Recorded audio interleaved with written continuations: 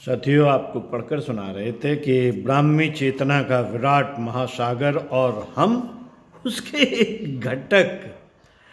पुस्तक विराट ब्रह्म की झरोके से झांकी, लेखक श्री राम शर्मा आचार्य।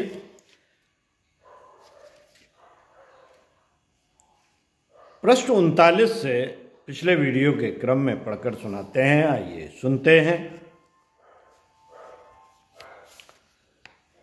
साथियों, मनुष्य में शरीर में किसी भी भाग पर आघात या चोट पहुंचती है तो उसे देह का रोम रोम कांप उठता है।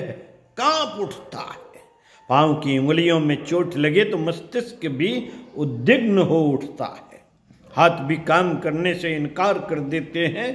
कहने का अर्थ यह है कि शरीर का अंग अंग प्रभावित होता है। शरीर की चैतन्यता का यह एक चिन्ह है। दृश्य और अदृश्य प्रकृति, समूचा ब्रह्मांड भी इसी प्रकार एक चेतन पिंड है जिसमें किसी भी छोर पर कुछ घटित होता है तो अन्य स्थानों पर भी उसका प्रभाव परिलक्षित होता है।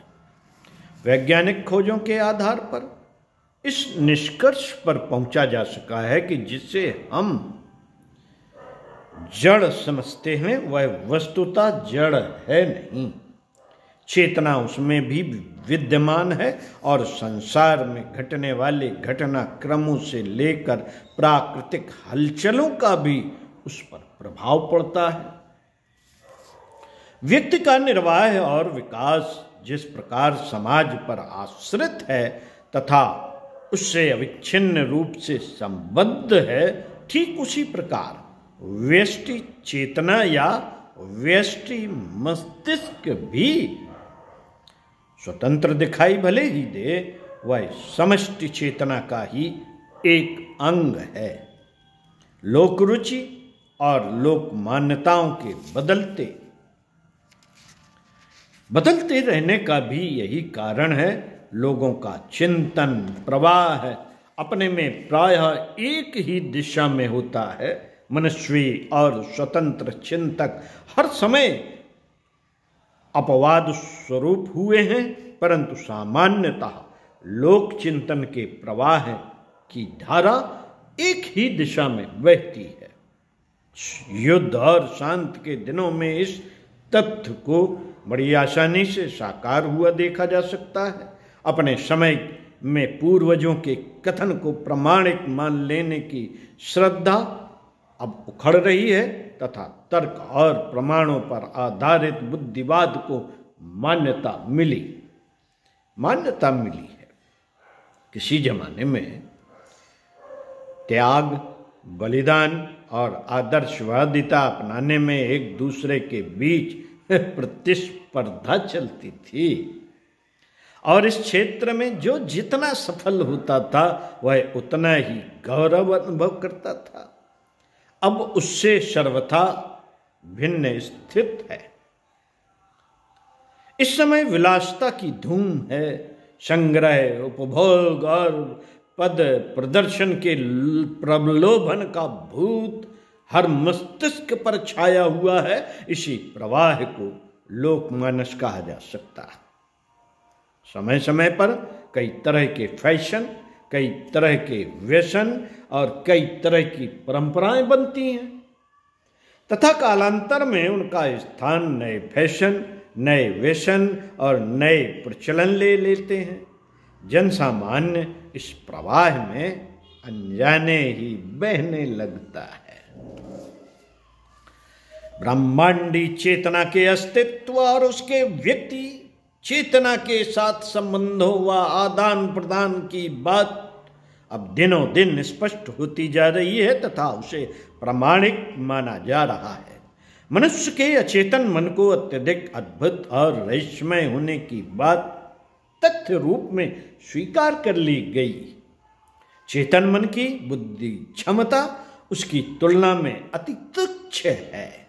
इसी प्रकार अंतरिक्ष में मनुष्यों के छोड़े हुए विचार और उनके आदान प्रदान की जानकारी भी ऐसी ही उथली और कम महत्व की समझी जाने लगी है तथा रहस्यमय उस प्रवाह को माना जाने लगा है जो समष्टि की अचेतन चेतना से संबद्ध है। साथियों, मोटे तौर पर मानवीय चेतना शरीर निर्वाह एवं अहंता की तुष्टि तथा उसके विस्तार में ही संलग्न दिखाई देती है। मोटे तौर पर मानवीय चेतना शरीर निर्वाह और अहंता की तुष्टि तथा उसके विस्तार में ही संलग्न दिखाई देती है। उसकी हलचलों का प्रयोजन केवल मात्र शरीर को सुखी तथा सक्रिय बनाए रखना भर ही प्रतीत होता है। लगता है कि शरीर मुख्य है तथा उसकी तृप्ति, पुष्टि, सुरक्षा एवं प्रगति के लिए सरंजाम जुटाने भर के लिए उसका सृजन एवं उदय हुआ है। आमतौर पर ऐसा ही समझा जाता है और इसी स्तर का उपयोग भी होता है। इतना ही नहीं, यह भी समझा जाता है कि शरीर सुख के लिए मस्तिष्क का जितना भी उपयोग हो सके उत्तम है और इसी में उसकी सफलता, सार्थकता भी समझी जाती है। क्या यह सच है? गहराई में उतरने पर बात कुछ दूसरी ही प्रतीत होती है। मस्तिष्क चेतना के निवास का केंद्रीय शक्ति संस्थान, मस्तिष्क चेतना के निवास का केंद्रीय शक्ति संस्थान है। यहाँ ब्रह्मांडी चेतना के साथ जीव चेतना का मिलन संगम होता है और उस आदान प्रदान के आधार पर प्राण जगत को अनेकानेक सुविधाएं एवं संवेदनाएं उपलब्ध होती हैं। यह मस्तिष्क की यह केंद्र इतना शक्तिशाली है कि उसके माध्यम से पिंड और ब्रह्मांड की एकता का अनुभव एवं लाभ चमत्कारी रूप में दिखाई देने वाली मात्रा में उपलब्ध किया जा सकता है।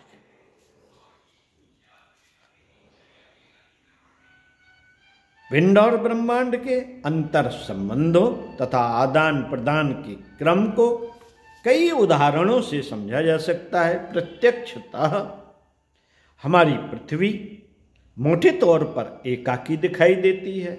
उसकी संपदा एवं हलचल अपनी ही परिधि में अपने लिए ही काम करती दिखाई देती है।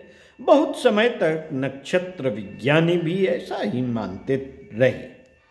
यह तो पीछे पता चला कि वस्तुतः अंतर्ग्रही आदान प्रदान पर जीवित है।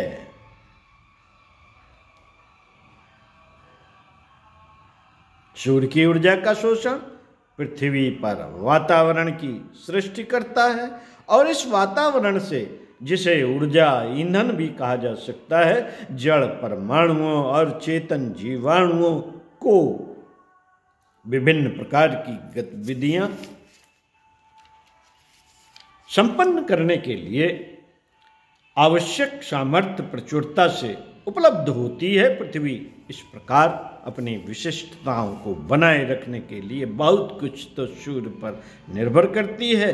दूर रहते हुए भी सूर्य पृथ्वी को इतना उदार दुलार देता है कि उसे देखते हुए पति पत्नी या प्रेमी प्रेम का जैसा संबंध मानने को जी करता है। पृथ्वी भी तो सूर्य का मुंह निहारती रहने और परिक्रमा करते रहने में अपने जीवन की सार्थकता समझती है। वह न केवल सार्थक समझती है वरन सार्थक बनाती है। सूर्य के अतिरिक्त चंद्रमा का पृथ्वी पर कितना प्रभाव पड़ता है, यह प्रभाव समुद्र तट पर जाकर प्रतिदिन के सामान्य और पूर्णिमा अमावस्या के ज्वार भाटे को देखकर सहज ही जाना जा सकता है। उल्लेखनीय है कि चंद्रमा को रस राज कहा गया है। यह संज्ञा अकारण ही नहीं दी गई। कृष्ण पक्ष और शुक्ल पक्ष में वनस्पतियों तथा प्राणियों की सरसता में जो घटबढ़ होती रहती है, उससे पता चलता है कि चंद्रमा न केवल पृथ्वी पर समुद्र को वरन पृथ्वी में विद्यमान समग्र सरसता को भी व्यापक रूप से प्रभावित करता है। अन्य ग्रहों उपग्रहों के संबंध में भी यही बात लागू ही देखी जा सकती है। सौर मंडल के ग्रह उपग्रह अपने अपने स्तर के रंग बिरंगे छोटे बड़े उपहार पृथ्वी के निमित्त और अनवरत रूप से भेजते रहते हैं। पृथ्वी भी इन अनुदानों को चुपचाप नहीं ले लेती, बल्कि उसका प्रतिदान चुकाती है। कहा जा सकता है कि वह आदान प्रदान के सामान्य शिष्टाचार को समझती है और उसी के अनुसार अपने प्रतिदान प्रत्युपहार का क्रम निर्धारित करती है। इन प्रेषणों का लाभ वे ग्रह भी उसी प्रकार उठाते हैं जिस प्रकार पृथ्वी उनसे उठाती है। हमारा विश्व एक विराट शक्ति सागर है और इसका प्रत्येक घटक एक दूसरे से एक परिवार की तरह संबद्ध है। यह शक्ति सागर जड़ चेतन से मिश्रित है। इसमें प्राणियों की सत्ता एक बुलबुले की तरह उठती, अपना स्वतंत्र अस्तित्व बनाती और समयानुसार विलीन हो जाती है। वैज्ञानिकों का प्रतिपादन है। साथियों, वैज्ञानिकों का प्रतिपादन है कि इस विराट शक्ति सागर में दो धाराएं हैं।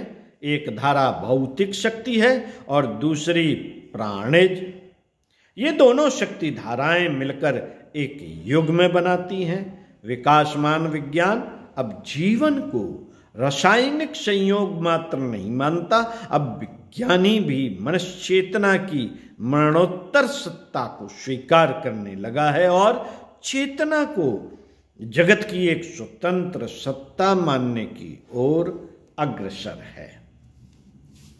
भारतीय मनीषियों ने हजारों वर्षों पूर्व इस सत्य के दर्शन किए थे कि विश्व में जड़ और चेतन की द्विधा शक्ति अपने अपने नियत प्रयोजनों में संलग्न है। पौराणिक भाषा में इन शक्तियों को परा और अपरा शक्ति के नाम से संबोधित किया गया है। इस शक्ति सागर का वैभव भी महासमुद्र की तरह ही है, जिसके किनारे बैठकर मनुष्य ने सीप और घेंगे ही ढूंढे हैं। प्रकृति परमाणुओं में और जीवाणु घटकों में जो सामर्थ्य चेतना विद्यमान है, उसका बहुत छोटा अंश ही जानना और प्राप्त कर सकना संभव हो सका है। खींचतान से, छीना झपटी से सब कुछ पाना संभव नहीं। वह तो समुद्र में घुस जाने से ही संभव है। सीमित को असीमित से संबद्ध कर देने पर ही, तुच्छता को महानता से जोड़ देने पर ही असाधारण हुआ जा सकता है और असामान्य विलक्षणताएं अर्जित की जा सकती हैं। सामान्य स्तर पर चेतना मस्तिष्क के माध्यम से शरीर और उससे संबंधित अनेक प्रयोजनों के बारे में ही सोचती, निर्णय करती और व्यवस्था बनाती है। असामान्य की स्थिति उच्च स्तरीय होती है और उस स्थिति में ब्रह्मांडी चेतना के आदान प्रदान की गति तीव्र होती है तथा ऐसी उपलब्धियां अर्जित होती हैं कि जिन्हें विलक्षण और चमत्कारी ही कहा जा सकता है। साथियों, सामान्य जानकारियां और सामान्य अनुभव तो इंद्रिय शक्ति के आधार पर ही प्राप्त होते हैं, लेकिन यदि प्रसुप्त अतीन्द्रिय शक्ति को जागृत किया जा सके तो व्यापक ब्रह्मांड के साथ अपना संपर्क जुड़ सकता है और ससीम से असीम की स्थिति में पहुंचा जा सकता है। यह संयोग, सम्मिलन, विस्तार या विकास जो भी कहीं एक ही आधार पर हो सकता है वह आधार है योग। योग साधना का प्रयोजन अपनी ससीमता को असीमता के साथ जोड़ देना है। इस प्रयोजन में जो जितना सफल होता है वह उस वैभव पर उतना ही आधिपत्य स्थापित करता चलता है जिसका प्रभाव जड़ चेतन जगत में अपने चारों ओर फैला हुआ दिख पड़ता है। सीमित रहने से, सीमाबद्ध होने से तो मनुष्य तुच्छ दरिद्र ही होता है, पर असीम के साथ जुड़ जाने पर महानता प्राप्त करने में कोई कमी नहीं रह जाती। संपन्नता से भरे पूरे ब्रह्मांड में अपनी भागीदारी जितनी अधिक होती है, अपनी स्थिति उतनी ही विभूतिवान होती चली जाती है। सिद्ध पुरुषों में दिखाई देने वाली विशिष्ट क्षमताएं और कुछ नहीं, विराट के साथ उनकी घनिष्ठता का ही उपहार है। वह स्थिति ऐसी बन जाती है कि उसमें आत्मा और परमात्मा के बीच कोई बहुत बड़ा अंतर नहीं रह जाता, दोनों समतुल्य दिखाई देते हैं। यह है व्यष्टि चेतना को समिष्टि चेतना से जोड़ देने का चमत्कार। ओम शांति। लेखक पंडित श्री राम शर्मा आचार्य आपको पढ़कर सुनाया। अगले वीडियो में इसी पुस्तक से पढ़कर सुनाएंगे मानवीय तेजो वलय एवं छाया पुरुष। तो साथियों सुनते रहिए कुछ अच्छा और पढ़ते रहिए कुछ अच्छा। आने वाला जो धर्म है वो अध्यात्म विज्ञान होगा। इस पुस्तक हमें ऐसा ही कुछ संकेत देती है। ओम शांति।